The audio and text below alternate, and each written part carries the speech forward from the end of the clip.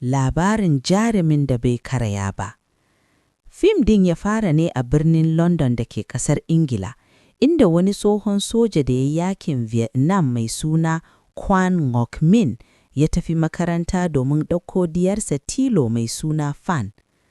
Bayan ya ɗauko ta, sai suka nufi wani shago da ke sayar da tufafin mata a yankin Knightsbridge.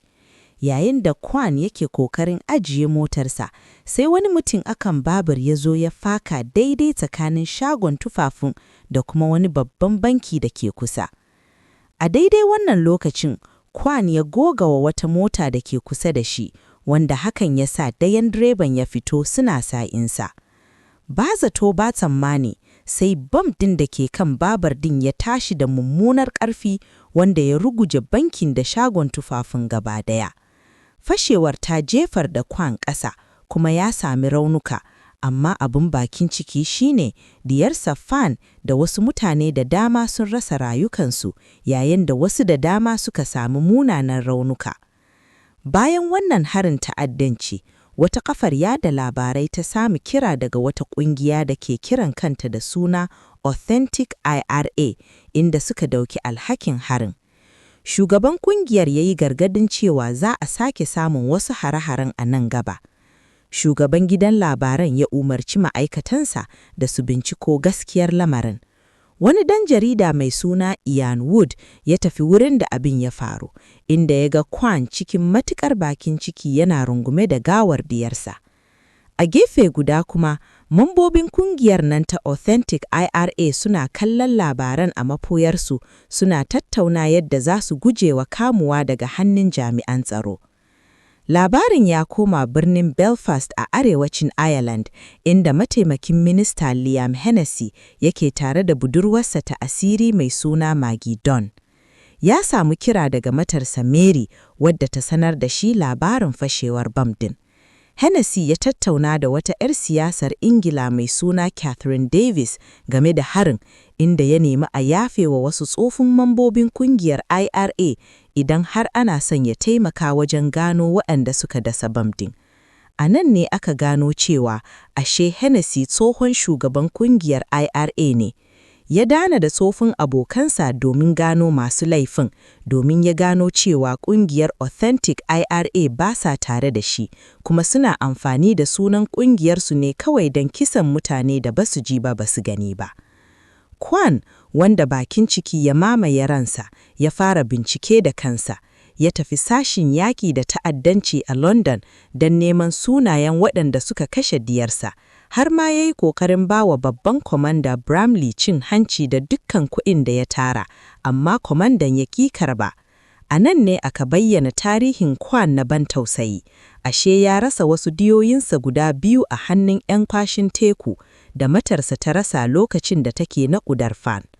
Wata kwanawa tasa mai suna Lam ta yi ƙoƙarin lallashe shi ya hakura, amma Quan ya lashe taƙobin cewa sai ya ɗauki fansa. Ya ɗamƙawa Lam ragamar gudanar da gidan abincinsa, sannan ya nufi Belfast domin fuskancar Hennessy. Lokacin da ya isa ofishin Hennessy, ya nuna masa cewa ya san tarihinsa na shugabancin IRA, amma Hennessy ya yi ikirarin cewa bai san waɗanda suka laifi ba. Don nuna cewa ba wasa yake yi ba, Quan ya shiga bandakin gidan ya haɗa karamin bam tare da ashma da ƙwalaben lemun zaƙa. Fashewar ta tsorata kowa a gidan, amma bata raunata kowa ba. Quan ya sake kiran Hennessy yana neman sunayen, amma Hennessy ya ci gaba da musi.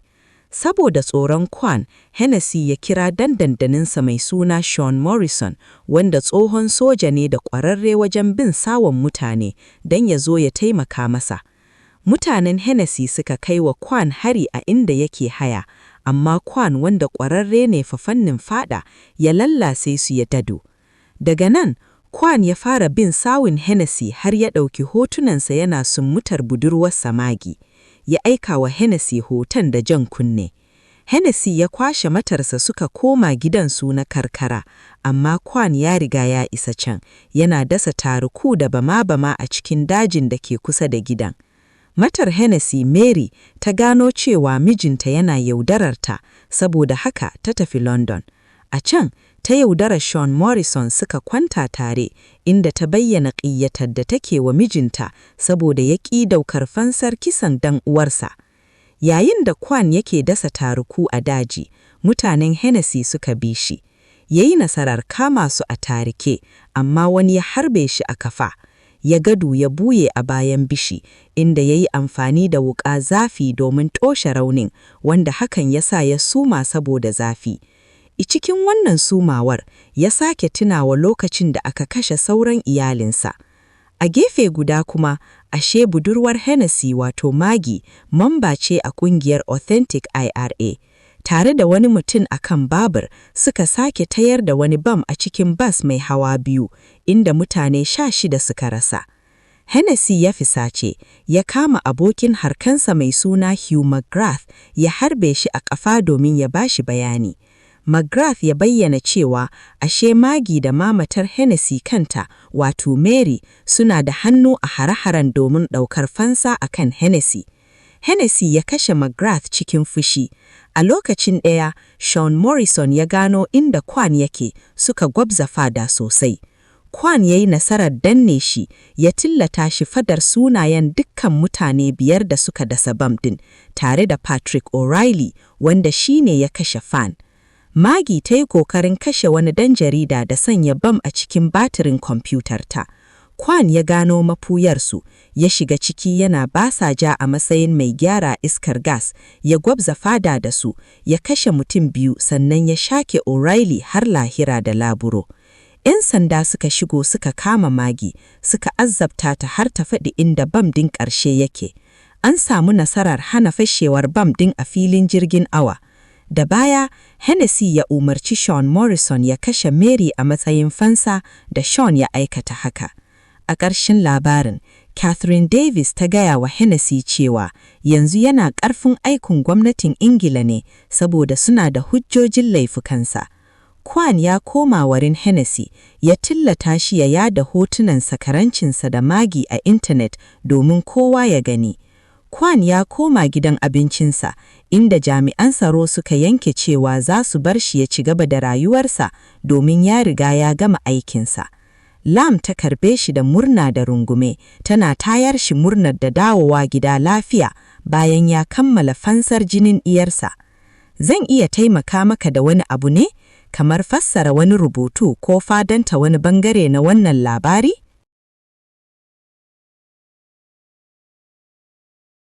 But tragically, his young daughters were kidnapped, raped, and murdered, while he and his wife were shot and injured. The scene shifts to Hennessy's mistress Maggie in London. She joins the man who bombed Knightsbridge on his motorcycle.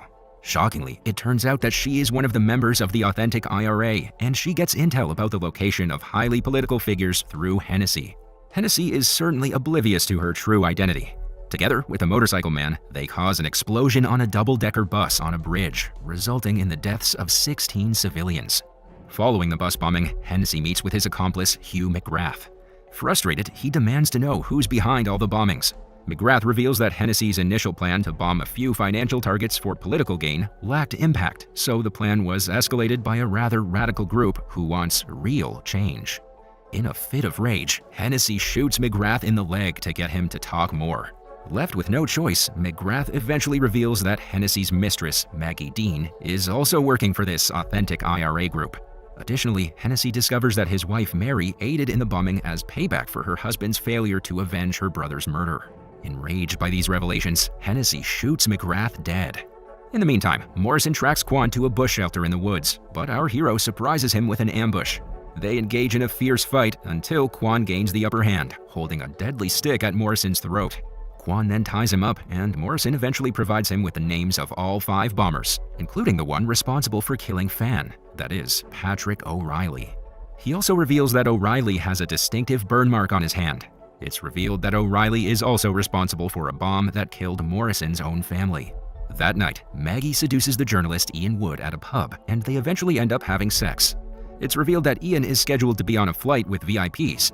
The following morning, while he's in the bathroom, Maggie swiftly exchanges his laptop batteries with a bomb. After much investigation, Kwan discovers the hideout of the bombers and pretends to be a gas technician to get inside. He confronts all 5 of them and engages in a fierce battle. During the chaos, he manages to shoot 2 of the bombers and kills another by smashing a TV on him. Maggie, who had come to report about her assignment, gets wounded in the shoulder. Kwan then faces O'Reilly and ultimately strangles him to death with a curtain. As Kwan leaves the scene, police storm the room and question Maggie about the whereabouts of the 3rd bomb. Maggie, defiant, mocks the police, but they resort to torturing her with electrical jabs to extract information. After realizing that Ian is unknowingly carrying a bomb in his laptop, the police locate him at the airport. They quickly confiscate his laptop and throw it down a jetway, causing it to explode. Thankfully, no civilians are injured during the explosion. The police then get orders to eliminate any loose ends, so they end up killing Maggie. In the meantime, Hennessy is enraged by his wife's betrayal. Just then, Morrison reports to him, saying that Kwan let him go. Hennessy then reveals that he's aware of Morrison's and his wife's affair. He instructs his nephew to return to New York, but before that, he has one last task for him: execute Mary as revenge for both her actions and Morrison's own betrayal. Morrison, following orders, visits Mary at her daughter's place and indifferently shoots her dead. Elsewhere, Hennessy gets a call from his politician friend Davies, who was supposed to be on the flight targeted by Maggie. Davies expresses her gratitude to him for potentially saving her life, but then drops a bombshell. Bromley has evidence of Hennessy's affair with Maggie. Davies asserts her control over Hennessy from that moment on, leveraging the compromising information against him. She tells him that he is now under the control of the British government. Shortly after, Kwan confronts Hennessy with a photograph capturing his intimate moment with Maggie at the restaurant. He reminds the former IRA leader that the picture could be damning evidence for his involvement in the terrorist attacks. Hennessy expresses regret, claiming he never meant to harm Kwan's daughter or any other victims. Driven by a desire for justice, Kwan compels Hennessy to upload the picture online so that it can go viral. The scene then cuts to Kwan returning to his restaurant, where he's kept under surveillance by an agent following Bromley's instructions. When asked if they should intervene, Bromley decides to let Kwan be. Later, Kwan is approached by Lam, who finds him and warmly embraces him with hugs and kisses.